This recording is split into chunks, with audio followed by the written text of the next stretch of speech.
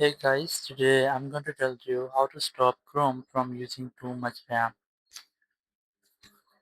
If you're using Chrome and your Windows 12, 11 or 10 and you're facing the issue that your Chrome is using too much RAM, so let's see some possible fixes. So the very first thing, you just have to simply open your Google Chrome.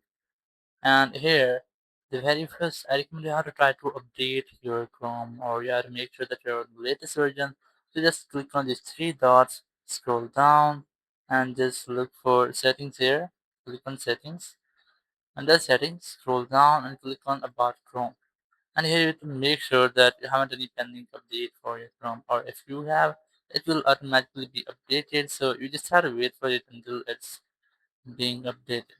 So once it's done, you just have to go to system here, and in system you just have to disable this first setting, which is continue running background apps when Google Chrome is closed. So you just have to close this, and you have to also close this that use extra graphic acceleration. So you just have to disable this, and once you have disabled, you have to relaunch your Chrome. So I recommend you have to wait for it until your Chrome is being updated, or you can relaunch your Chrome.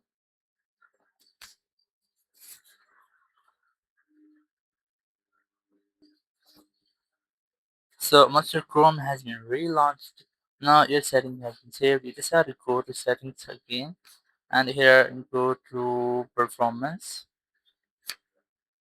And in performance, we just have to look for memory saver. You have to enable this, and you have to also enable energy saver, so it will close all the tabs, or it will limit from using of the big tabs.